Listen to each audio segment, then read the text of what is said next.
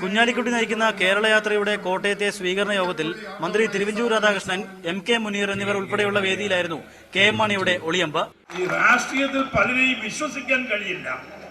അവരിങ്ങനെ നമ്മളെ കെട്ടിപ്പിടിച്ച് പുലരുകയും അതേ സമയത്ത് കുതികാലം കൊണ്ട് ചവിട്ടുകയും ചെയ്യുന്ന ഒരു സന്ദർഭത്തിൽ ഞാൻ ഓപ്പണായി പറയാ, കുഞ്ഞാലിക്കുട്ടി സാഹിബിനെ നമ്പാൻ കൊള്ളുന്ന ഒരു നേരം.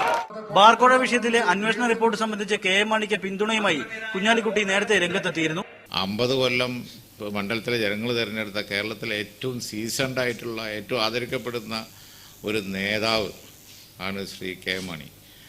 ആ KM മാണിക്കെതിരായി അന്വേഷണം നിഷ്പക്ഷമായി നടന്നില്ല. യാതൊരു പോലീസ് ഓഫീസറും ബാറുകാരും കൂടി ഗൂഢാലോചന നടത്തി എന്നുള്ള വിവരം ഇപ്പോൾ പുറത്തു വന്നിരിക്കുന്നു. അത് വളരെ വളരെ ഗൗരവമുള്ള ഒരു വിഷയമാണ്. ബാർക്കോഴ കേസിൽ പോലീസ് റിപ്പോർട്ട് പൂഴ്ത്തിയെന്ന വാർത്തകൾ പുറത്തു വന്നതിനെ തുടർന്ന് KM മാണി പല പ്രതികരണങ്ങളുമായി രംഗത്തെത്തിയിരുന്നു. എന്നാൽ വാക്കുകൾ കൊണ്ടുള്ള കടന്ന പ്രതികരണത്തിന് മുസ്ലിം ലീഗിന്റെ വേദി KM മാണി തെരഞ്ഞെടുത്തുവെന്നത് ശ്രദ്ധേയമായി. Alvin Thomas, media 1, Kottayam.